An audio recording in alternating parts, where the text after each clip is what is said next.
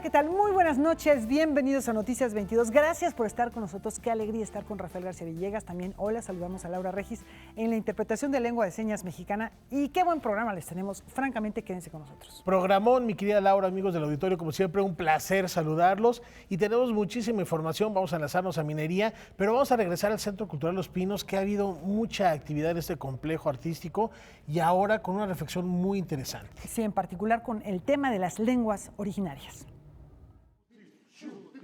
Con un ritual maya, recibieron en el Salón López Mateos del Complejo Cultural Los Pinos a los representantes de las lenguas maternas mexicanas e internacionales, que trabajarán hasta el 26 de febrero en el Congreso Internacional de Lenguas en Riesgo, que surge con el propósito de generar un diálogo que impulse y contribuya a la creación del Plan de Acción del Decenio Internacional de las Lenguas Indígenas 2022-2032.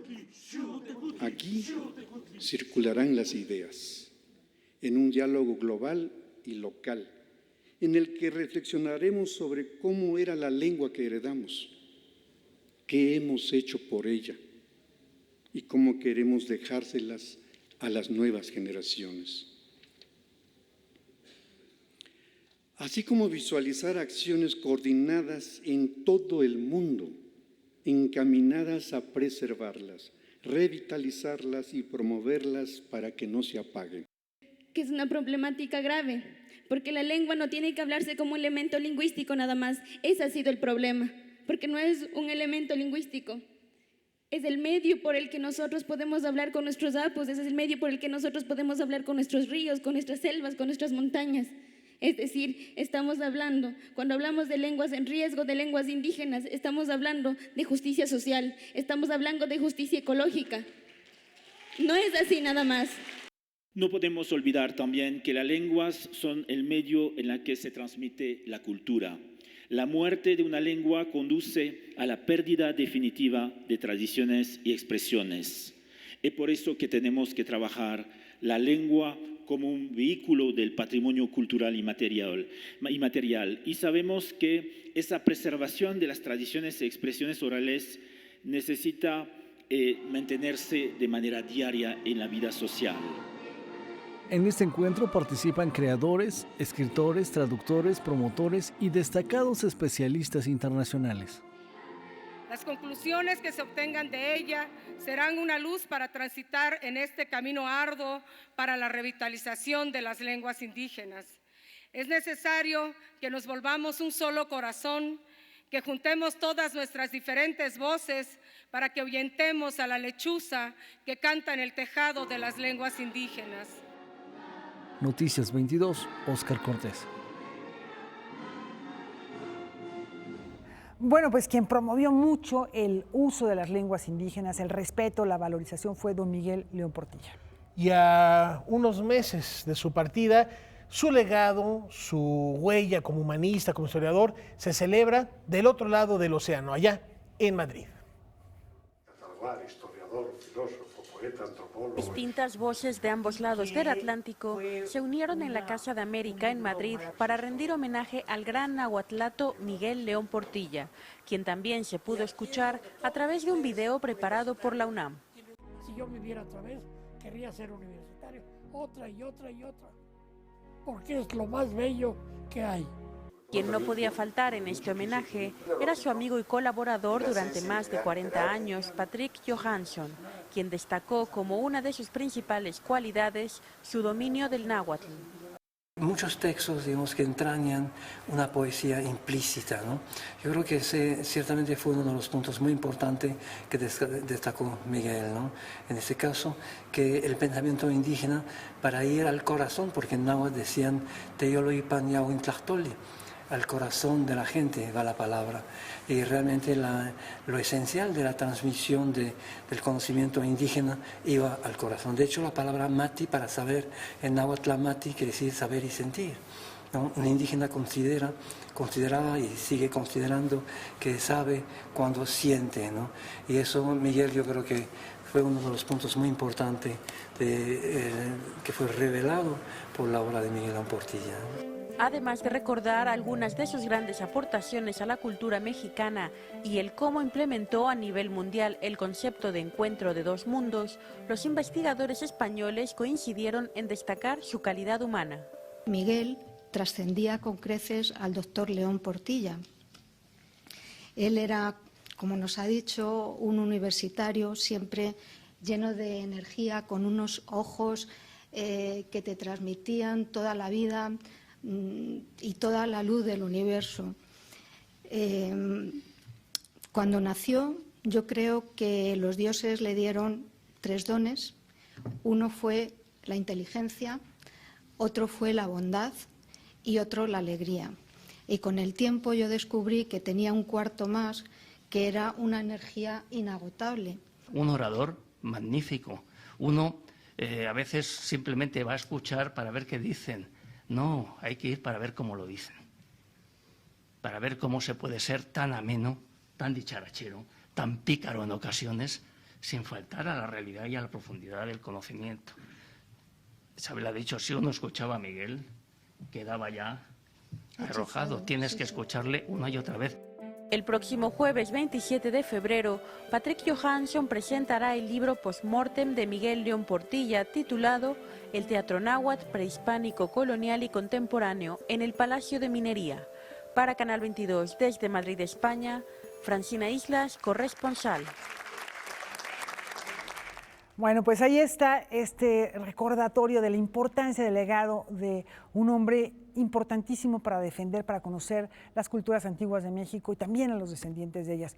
Y una manera distinta de hacerlo son las artes escénicas, Rafa. Definitivamente el teatro en algún tiempo estuvo al servicio de la evangelización y se ha convertido en un aliado fundamental para preservar y difundir estas lenguas maternas. Existen 68 lenguas originarias y más de 360 variantes. La lengua materna es la que se aprende en casa, la de los padres. Sin embargo, por la discriminación, muchos aprendieron primero el español y después la lengua que hablaban en sus comunidades. Estas reflexiones y otras formaron parte de la conferencia sobre el teatro y las lenguas originarias. El teatro es un espacio que queremos abordar también desde nuestras propias lenguas, pero también pues este día es un día en el que conmemoramos la lengua materna. Pero yo creo que más que una celebración es también un espacio para reflexionar. ¿Qué estamos haciendo con nuestras lenguas? ¿Qué estamos haciendo para que no mueran? El teatro fue utilizado por los españoles para evangelizar. En la actualidad, el arte escénico se da en maya y náhuatl, pero aún falta mucho por hacer. Mi primer acercamiento con un script fue con un trabajo de Petrona de la Cruz en Tzotzil, que lleva un rato haciendo teatro, y yo a partir de que leí ese texto dije, ¿dónde están los demás escritores y de tantas lenguas que hay? La idea de esta mesa es que sea como un primer paso hacia esa. Yo pienso que es necesario hacer una cartografía con mucho tiempo. O sea, sé que es un proceso a largo plazo, pero sí hay que hacer como este mapeo de dónde están esos escritores, esos dramaturgos, esos actores, porque efectivamente los hay y efectivamente las teatralidades son diversas.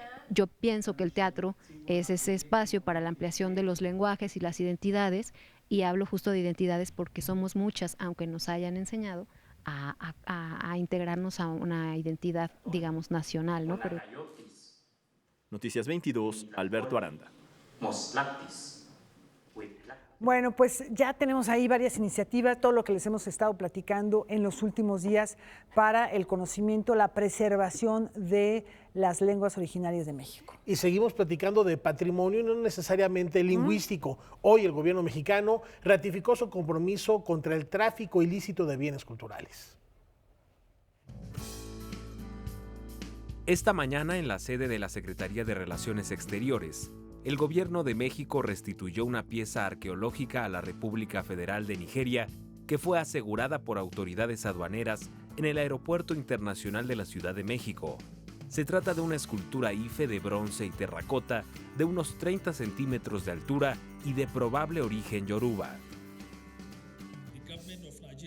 El gobierno de Nigeria está dispuesto a utilizar todos los medios legales y diplomáticos para exigir la devolución de las piezas y objetos culturales robados de Nigeria. Es significativo destacar que las cabezas de Ife que se recibirán hoy tienen su origen en el pueblo Yoruba del suroeste de Nigeria. Más allá de su valor nacional para Nigeria, son objetos de importancia cultural, tradicional y religiosa icónicas para el pueblo Yoruba, así como una parte fundamental de su historia y recursos patrimoniales. La pieza yoruba, reconocida como un bien cultural invaluable, arribó a nuestro país vía correo postal a finales del año pasado. El bien pretendía ser introducido al país por la vía postal.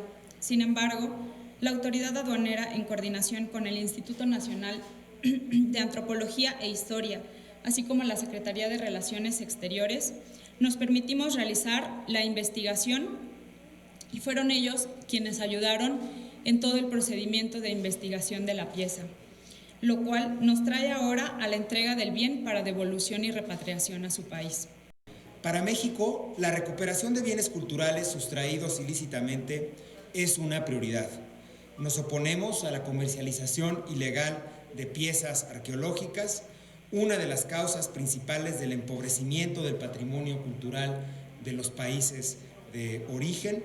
Los pueblos indígenas mexicanos se rigen por un principio de reciprocidad que, entre otras cosas, supone que debemos tratar a los demás como queremos que se nos trate. Y queremos hacer de este un gesto justamente de compromiso con esta tarea de evitar el tráfico ilícito de bienes culturales de cualquier parte del mundo. Para Noticias 22, César H. Meléndez. Bueno, pues otro caso más de intercambio cultural con otros países que puede tener buenos dividendos para la preservación del patrimonio. Es momento de hacer una pausa. Sigan en Noticias 22.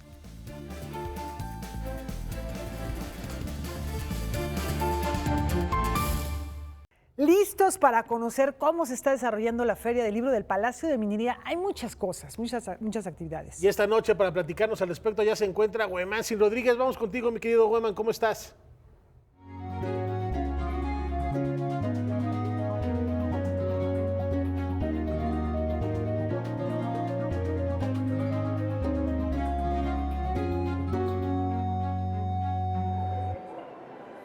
¿Qué tal, Laura? ¿Qué tal, Rafael? ¿Qué tal, amigos de Noticias 22? Así es, tenemos el gusto de compartir nuevamente este espacio desde la Feria Internacional del Libro de Minería, en donde está un equipo de Noticias 22. Todos les mandamos un saludo muy grande y nos arrancamos con muchas de las propuestas que tenemos el día de hoy. Vamos a mencionar, cada vez que presente alguna nota, voy a mencionar alguna recomendación de lo que nos encontramos y de las novedades por aquí. Este es uno del Fondo Editorial del Estado de México y es una entrevista a Leona Vicario, este personaje de la historia muy importante que nació en 1789 en la Ciudad de México, mismo año en que ocurre la Revolución en Francia, y hay que acercarse a ella. Tal vez sea uno de los personajes de la historia de este periodo de la independencia, no del todo valorado en los últimos años, y esta es una entrevista que se hace desde el siglo XXI.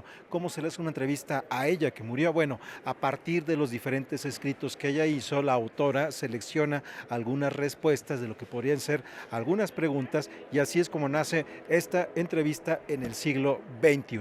Bueno, vamos con la información que hemos preparado para todos ustedes. Hoy se ha presentado, hace unos instantes terminó la presentación de esto que es un libro, es un DVD y es una obra restaurada. Es El Tren Fantasma de Gabriel García Moreno, un cineasta que en 1926 intentó generar estudios a nivel industrial para hacer películas en México. Desafortunadamente, la presión que existía en el mercado estadounidense y europeo era muy grande y no se logró, pero hizo 3 películas. Vamos a conocer un poco de la historia de este personaje que nos entrega la cinta El Tren Fantasma, que en esta ocasión lo presenta la Filmoteca de la UNAM, completamente restaurada. Esta es la obra de Gabriel García Moreno. Él se fue a Orizaba y fundó el Centro Cultural Cinematográfico en Orizaba. con capital de empresarios, de gente de Orizaba, y aparte, como él era contador, él se las ingenió y vendió unos bonos a la población veracruzana con la promesa de que con el tiempo iban a valer más. Entonces, de ahí obtuvo el capital y gracias al centro, él filmó 3 largometrajes: Misterio, El tren fantasma, que es el segundo, y El puño de hierro. Todos los directores de cine mudo y en general tienen fascinación por los trenes y don Gabriel no se quedó atrás. Entonces, en El tren fantasma vemos vemos movimientos de acción como en las películas estadounidenses, las películas de episodios estadounidenses, brincos de tren a tren, persecuciones, saltos de paredes altas. Todas esas convenciones las tomó don Gabriel.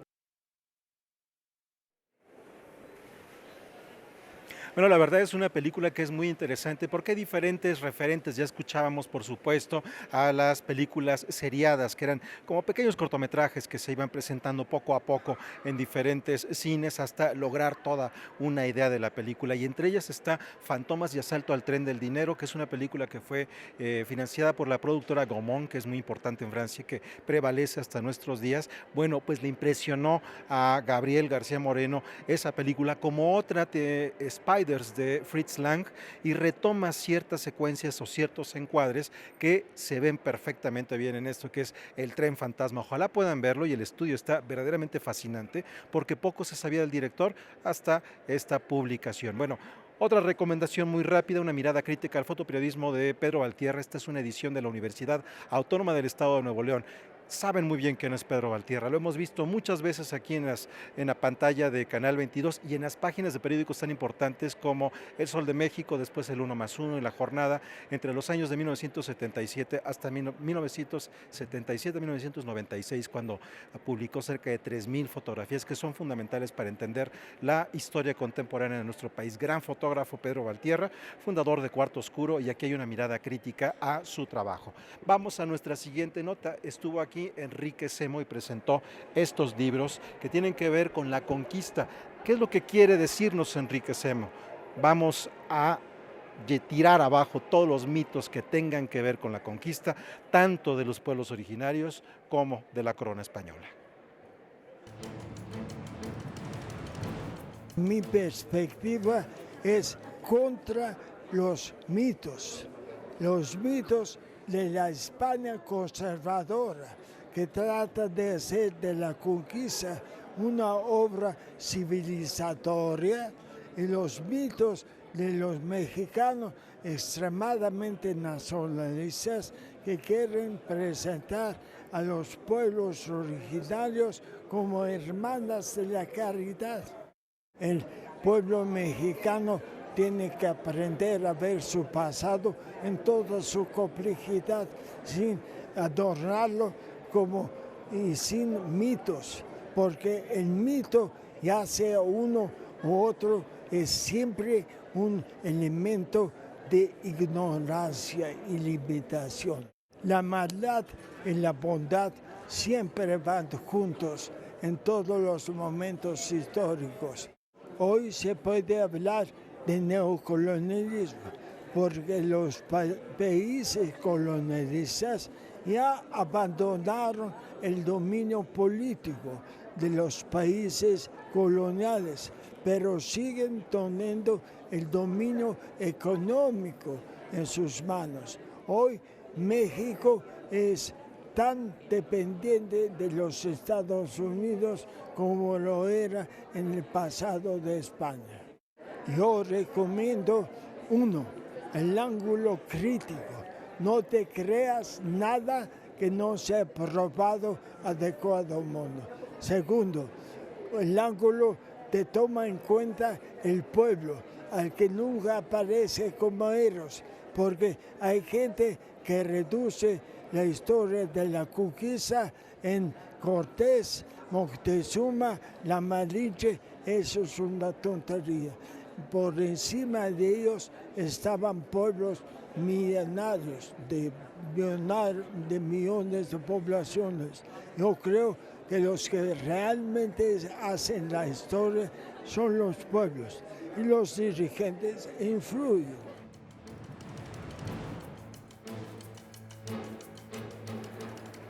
Bueno, resulta emocionante ver que la presentación de este libro que fue hace un par de horas aquí en el Salón Filomeno Mata en la Feria Internacional del Libro del Palacio de Minería estuvo absolutamente llena y en su mayoría estuvieron presentes muchos jóvenes que buscaban estar en contacto con este momento de la historia de nuestro país, la conquista. Otra recomendación, hace unos años echaron a andar un proyecto en la universidad, de la editorial de la Universidad Autónoma del Estado de Nuevo León, de generar unos libros ilustrados que tuvieran que ver con el trabajo de Alfonso Reyes. Hace un año nosotros aquí mismo compartíamos la cartilla moral que fue reeditada por el Colegio Nacional y ahora en esta versión ilustrada, en donde también podrán encontrar en la colección de Alfonso Reyes Ilustrado, van a encontrar Visión de Anáhuac, que fue uno de los primeros títulos que trajeron en este formato. Bueno, pues aquí está la cartilla moral ilustrada por la Universidad Autónoma de Nuevo León.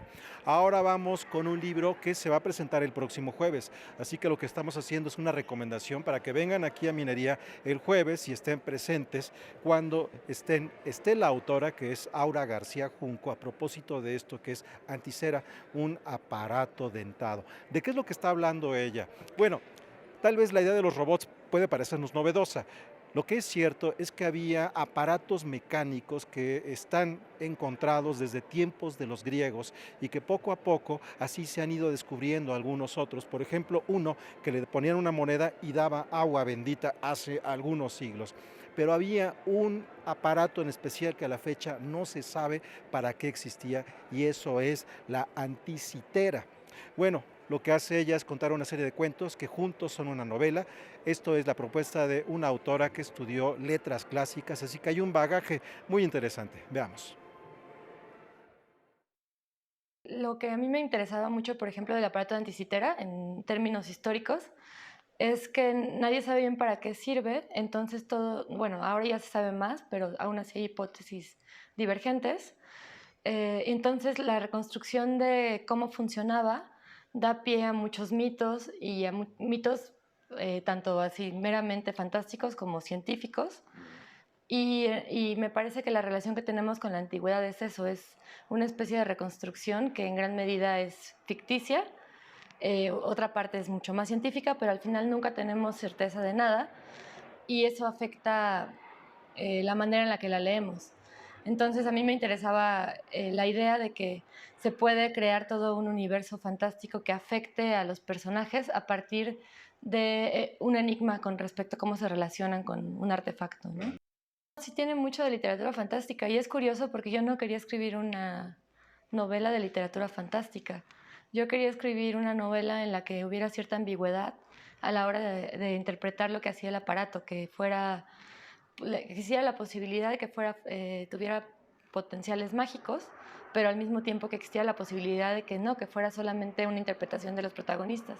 La mayoría de los fragmentos se pueden leer sueltos, como si fueran un relato, y al final cuando los unes ya forman un relato más amplio, pero no es una novela convencional en el sentido de que no tiene un solo arco dramático, no va de principio a fin con un personaje o con dos personajes o con tres, que es lo que normalmente sucede en una novela, sino que mediante pequeñas historias y muchos personajes se forma una idea más amplia acerca de un aparato.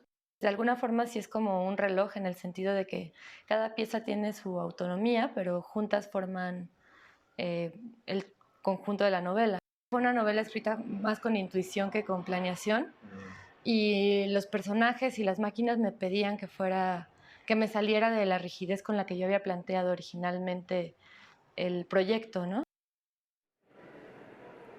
Bueno, esta es una novela muy interesante que para algunas de las listas que fueron publicadas el año pasado como de las mejores novelas presentadas en 2019 estaba considerada precisamente esta Anticitera y recuerden será presentada el próximo jueves aquí en la Feria Internacional del Libro del Palacio de Minería en donde estará presente la autora Aura García Junco. Bueno, pues volvemos con ustedes, Rafael, Aura, en este enlace que tenemos desde la Feria de Minería. Anticitera. ¿sí? Imaginar cómo podían ser estas máquinas que a la vez echaban a volar la imaginación. Muchísimas gracias, Weman, un fuerte abrazo y nos vemos por acá el día de mañana. Nos vemos. Y antes Muy de irnos bien. a la pausa, mi querida Laura, tenemos una recomendación. Una recomendación esta noche, Debate 22 con Yuli García, que va a tener una conversación muy interesante con Fanny del Río, maestra en filosofía de la UNAM. A propósito precisamente de las mujeres en la filosofía, no se lo pierdan, 9 de la noche, terminando Noticias 22, vamos a una brevísima pausa. ¿Volvemos?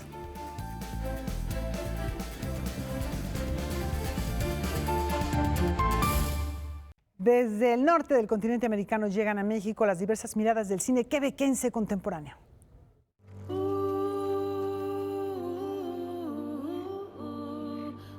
La sexta edición de Quebecine, en colaboración con la cátedra Ingmar Bergman en cine y teatro, trae a nuestro país a la cineasta canadiense Marie-Hélène Cousineau, quien es reconocida por su trabajo de reflexión feminista e intercultural.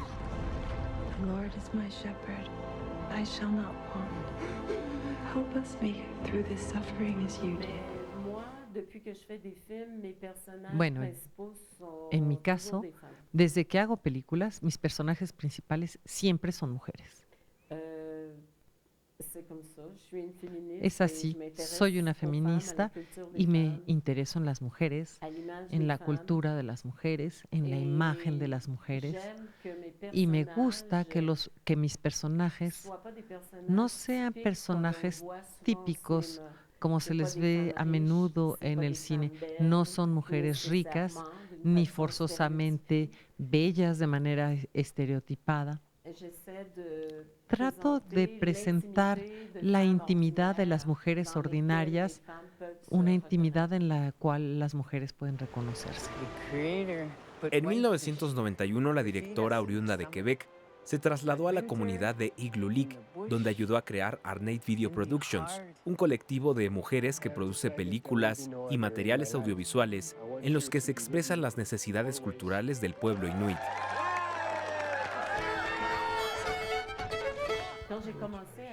Cuando yo empecé a hacer películas con las mujeres inuit, yo les pregunté, ¿ustedes piensan que sería importante desarrollar un taller de cinematografía en sus pueblos? De eso hace 30 años, ya pasaron 30 años, y las mujeres me dijeron de inmediato, sí, porque los jóvenes ya no vienen a vernos para escuchar nuestras historias, ven la televisión, quieren ver películas. Actualmente digamos que están en internet, consultan las computadoras y entonces nos parece realmente importante que la cultura indígena llegue a todos lados y que las lenguas indígenas sean escuchados en esos medios de comunicación. En la mediateca del Museo Universitario del Chopo, Marie-Hélène Cousineau ofrecerá mañana una charla en la que compartirá reflexiones derivadas de su experiencia fílmica y hablará de su cuarto largometraje de ficción, El río sin reposo, la historia de una joven Inuk que fue víctima de violación en el ocaso de la Segunda Guerra Mundial.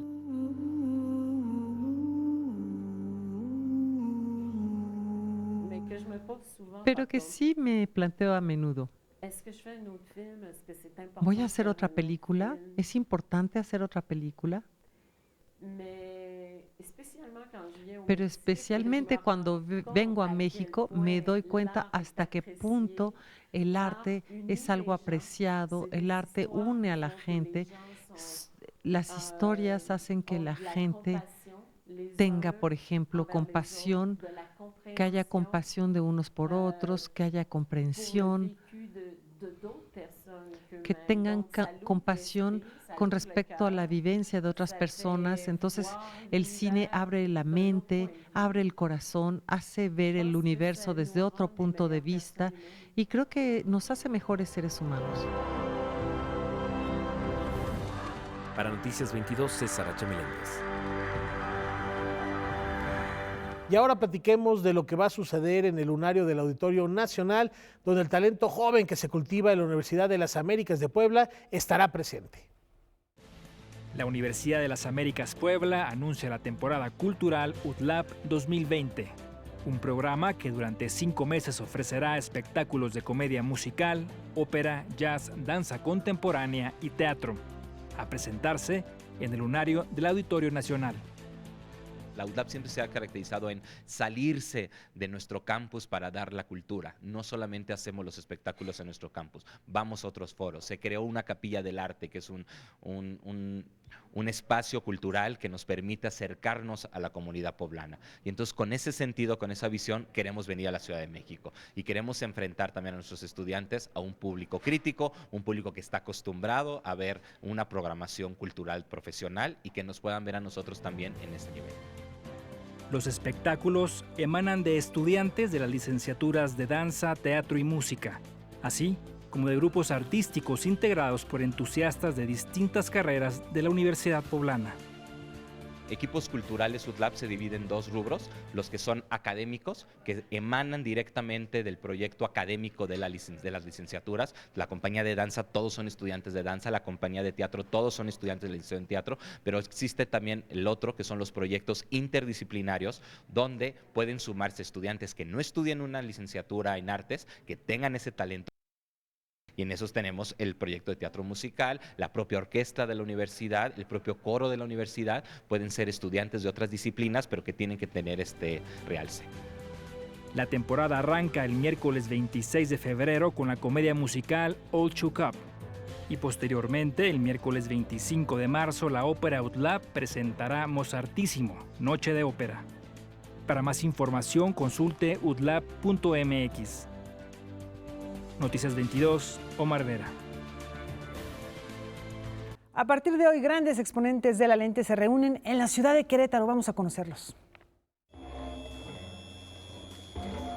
En la ciudad de Querétaro tendrá lugar Enfoque 2020, un evento donde se presentarán 15 artistas fotográficos que van a estar exponiendo obras individuales en 8 diferentes recintos a lo largo de la ciudad. Desde la edición pasada, nos resultó muy positivo que antes de cada exposición, es decir, de repente hay 2 exposiciones en un mismo recinto, no en el mismo espacio, en 2 espacios diferentes del mismo recinto, hay 2 exposiciones. Entonces nos resultó muy positivo que antes de empezar las exposiciones hubiera una mesa de diálogo entre los 2 autores y el director del museo, ¿no?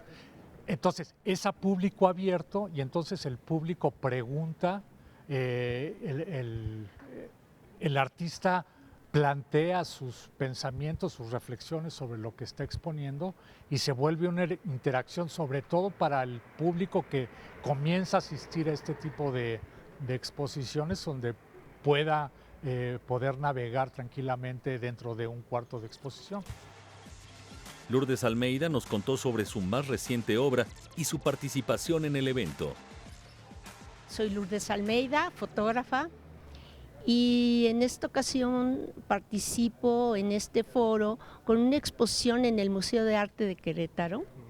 La exposición se llama Terra Ignota, Zapatos de Migrantes, y tiene que ver con el proyecto que hice durante 3 años recorriendo la frontera, entrevistando migrantes tanto de los 2 lados de la frontera. Y mi objetivo principal en mi proyecto fue retratar zapatos. Las entrevistas tenían que ver en conocer la gente, y que me permitieran retratar sus zapatos. Marco López, reconocido fotógrafo argentino y alumno de García Márquez, nos habló de su obra Tinta Roja, la cual estará presente en la clausura del evento. Hay un tango que se llama Tinta Roja y el nombre tiene que ver con, no es sangre, es tinta roja, como un simulacro de la sangre, una puesta en escena. Entonces, mis fotos tienen un lado irónico, humorístico en algunos casos y un subtexto trágico también. La mayoría de las sedes estarán presentes en el centro histórico de la ciudad de Querétaro, una oportunidad única que no se pueden perder. Con información y texto de Héctor Martín del Campo, Óscar Helguera, Noticias 22.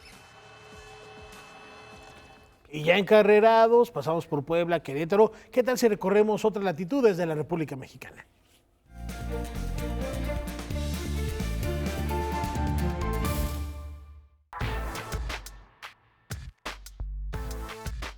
Actividades artísticas, culturales, música, danza, exposiciones y gastronomía se apoderaron de las avenidas de Boca del Río para festejar el Carnaval de Veracruz en su edición 2020. La fiesta dio inicio con la tradicional quema del mal humor.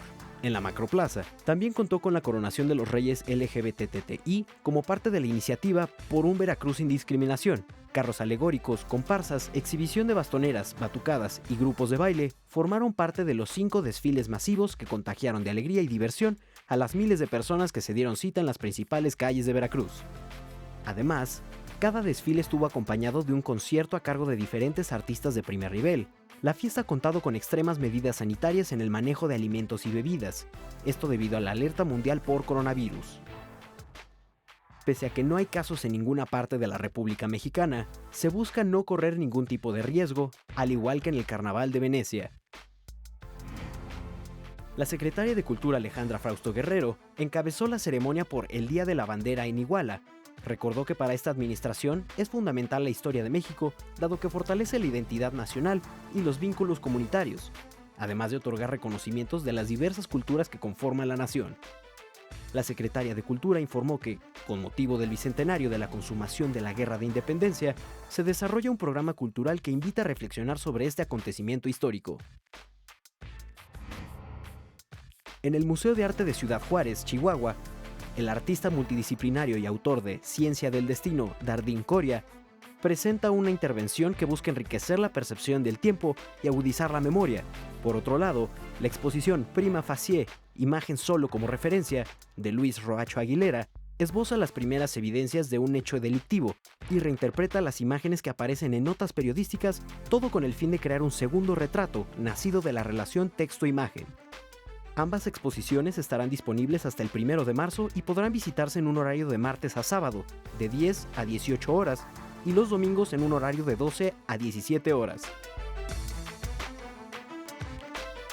Y más recomendaciones, esto ya aquí en la Ciudad de México, sí, están buscando a dónde ir. Bueno, hay exposiciones, música en vivo, libros, conferencias. Esto lo pueden encontrar mañana, miércoles 26 de febrero. No se pierdan la Noche de los Museos. En esta temporada se pone muy, muy bien. Recuerden, el último miércoles de cada mes, mañana a partir de las 6 de la tarde, en diversos espacios del Instituto Nacional de Bellas Artes y Literatura, podrán disfrutar muestras como Proyecto Agave, Orozco Escénico en 4 estampas, en el antiguo Colegio de San Ildefonso, o la presentación del disco Sonidos Urbanos en el Museo de la Ciudad de México. ¿Quieren consultar todas estas actividades? Bueno, pues visiten la página cultura.cdmx.gov.mx nuevamente. Bueno, busquen ahí en los buscadores, en los motores de búsqueda van a encontrar inmediatamente Cultura de la Ciudad de México. O Noche de Museos. O Noche de Así Museos. de fácil. Ajá. Y justo también hay una cuenta de Twitter que ahí va a aparecer en un momento en su pantalla, que es @nochedemuseos. Aprovechenlo porque además extienden sus horarios y pueden ver muestras que no siempre hay la posibilidad de visitar por los horarios laborales. Por el trabajo, sí, sale uno un poquito tarde, bueno, pues se va a dar una vuelta a la Noche de Museos. Vamos a una pausa.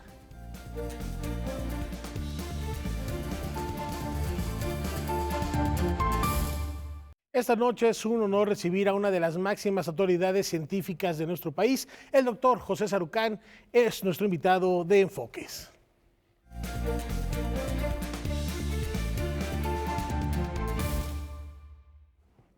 Enamorado de las selvas húmedas y de los bosques tropicales, fue el primer doctor en ecología en México y seguramente la primera persona en hablar de biodiversidad en nuestro país. Es probable que él mismo haya perdido la cuenta de todos los reconocimientos que ha recibido, pero vamos a hablar solamente de uno, que más que un premio es una descripción de nuestro invitado. Campeón de la Tierra. José Sarucán Quermes está con nosotros. Doctor, qué gusto tenerlo por acá. Gracias por la invitación y por el espacio. Es un gusto estar con ustedes. Yo me estaba imaginando al pensar en su trayectoria, en su amor por la tierra, que seguramente fue un niño como gran parte de los niños interesado en las plantas, en los animales, en su observación. ¿Hay algún momento en el que usted haya sentido que tenía un interés particular por la biología, por la botánica? No. Esta pregunta me la han hecho 20 veces y siempre rasco para ver de dónde, si hay un momento así como epifanía, pero no, en realidad no. Esto es algo que yo creo que se va construyendo, entre muchas otras cosas que se van construyendo, y finalmente una de esas carreteras que uno va caminando es la que toma uno definitivamente. Sí, tuvo algunas influencias. Yo estuve en los Scouts 8 años, una cosa así. Eso fue una experiencia y una exposición a la naturaleza espléndida, porque eran los tiempos en que podía uno ir a acampar, incluso no muy lejos, en Contreras, pues ahora caminar en Contreras puede ser bastante complicado, pero íbamos a muchos lados y el trabajo, es que hay muchas cosas ahí. Fue una experiencia espléndida para trabajar en equipo, para trabajar en grupo, para colaborar, para contribuir, para tener diferentes funciones que llevaban a un resultado. Esto fue muy importante y no tiene nada que ver con biología, pero sí tiene que ver con el concepto de que hay que trabajar juntos, que hay que trabajar en equipo y que hay que tener una meta común para lograr algo, ¿no?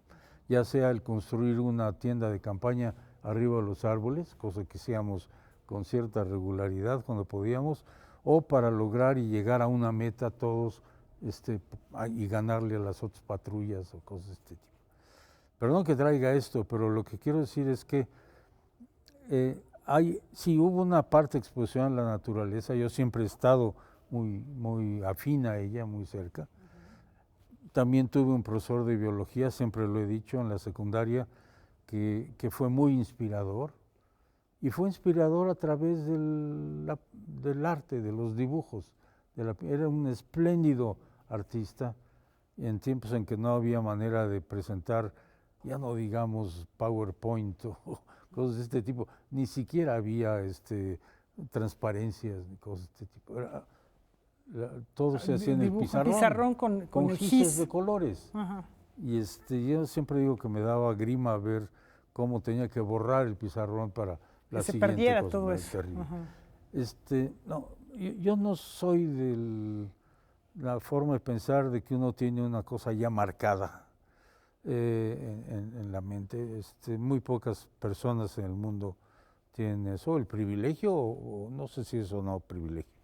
Pero en este caso fue el estar cerca de esto, el tener la oportunidad de haber estado muy metido en cuestiones de laboratorios de química cuando estaba yo en la preparatoria,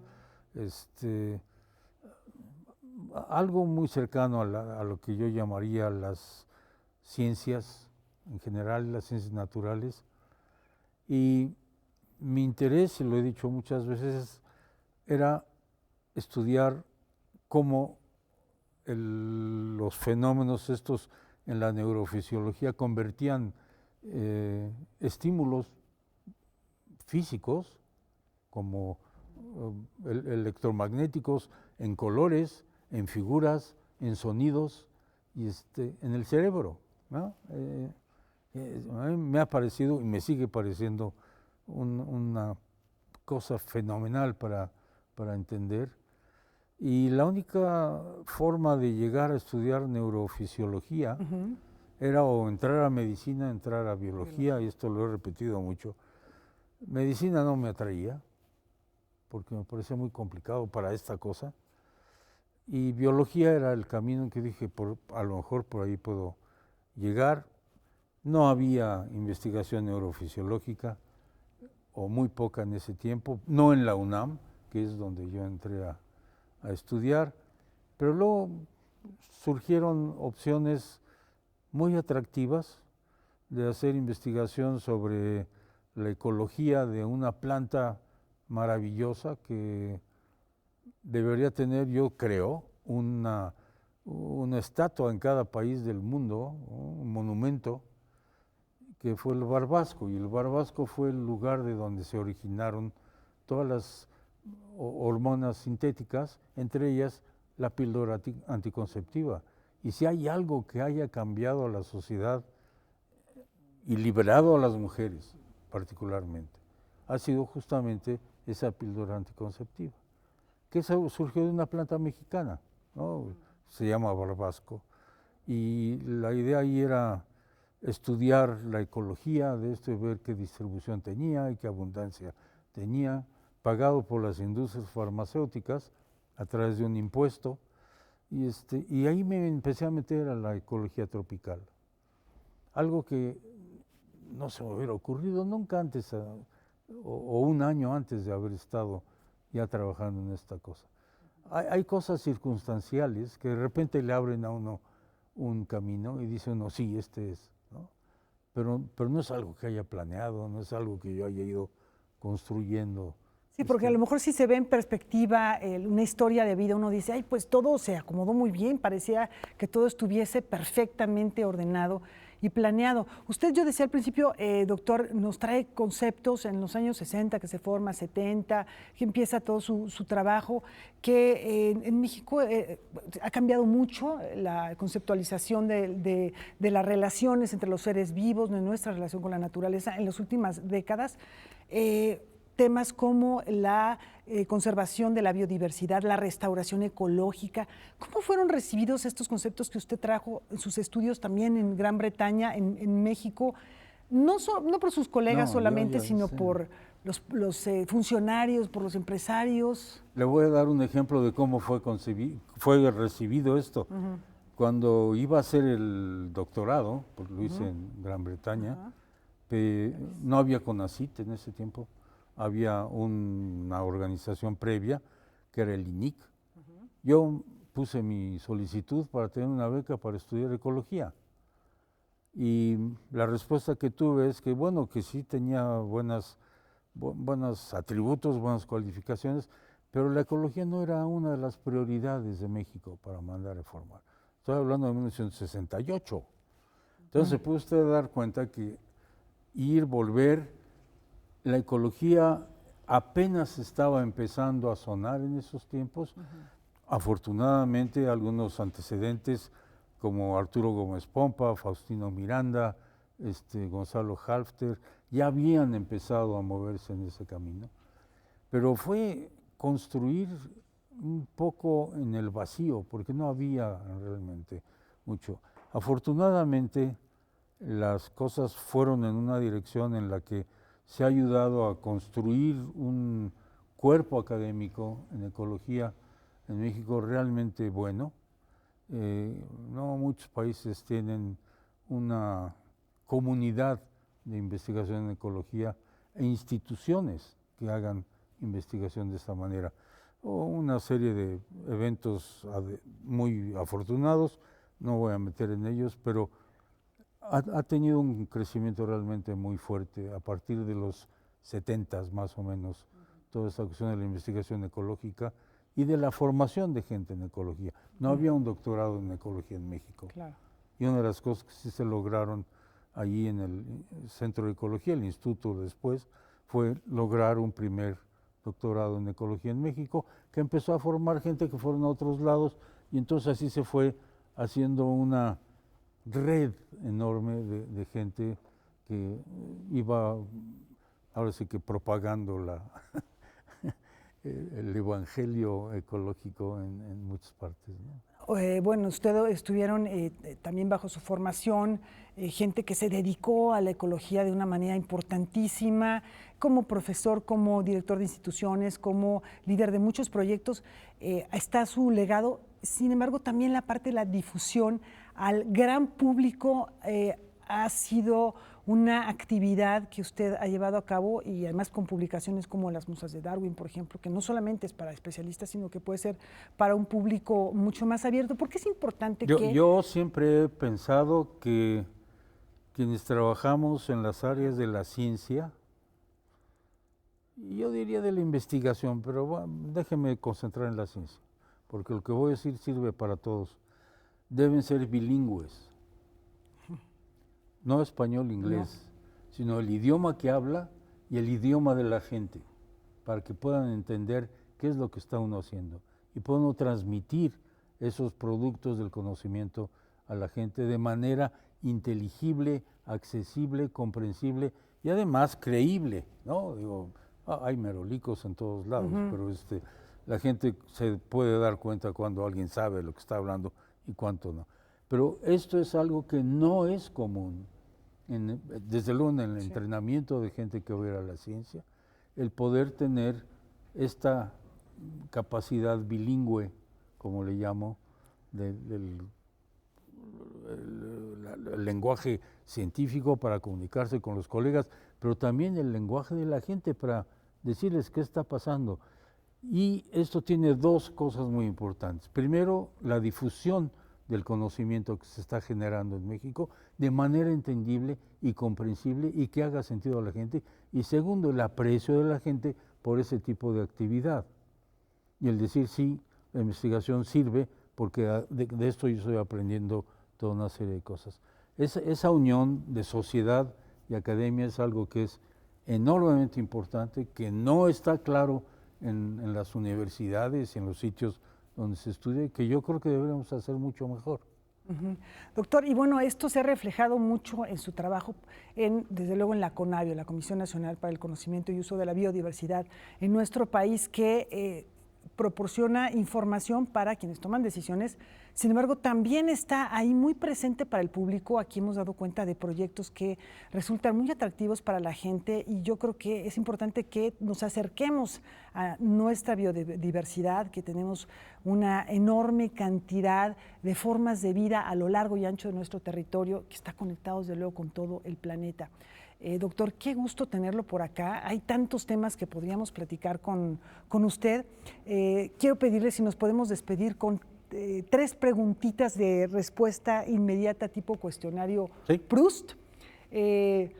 A ver qué tal nos salen. Me gustaría que me dijera, por favor, ¿cuál es una cualidad que le gusta de usted mismo? La honestidad. Segunda, ¿cuál es su alimento preferido?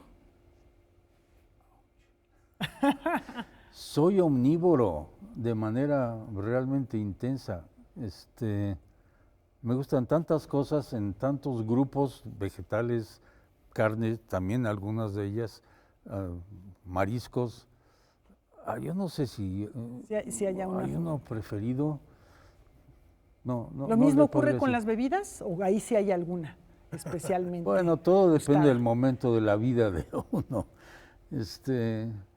A mí me gusta mucho beber buen vino y después de comer me gusta mucho tomar calvados. Calvados, pues, pero también es muy parecido. Menos amplio que la comida. No soy tan omnibebedor como omnívoro, ¿no? Muchísimas gracias, doctor, por estar con nosotros, por compartirnos un fragmento, una parte de su vida. Es un placer estar con ustedes aquí. Gracias. Rafa. No, un honor y reflexionar, por supuesto, a partir del trabajo del doctor Sarucán en la preservación, en el cuidado y en el reconocimiento de la biodiversidad en el planeta para poder convivir con el mismo y con todo lo que hay alrededor. Nos tenemos que despedir agradeciendo como siempre el favor de su compañía. Los esperamos mañana en Noticias 22. Muy buenas noches.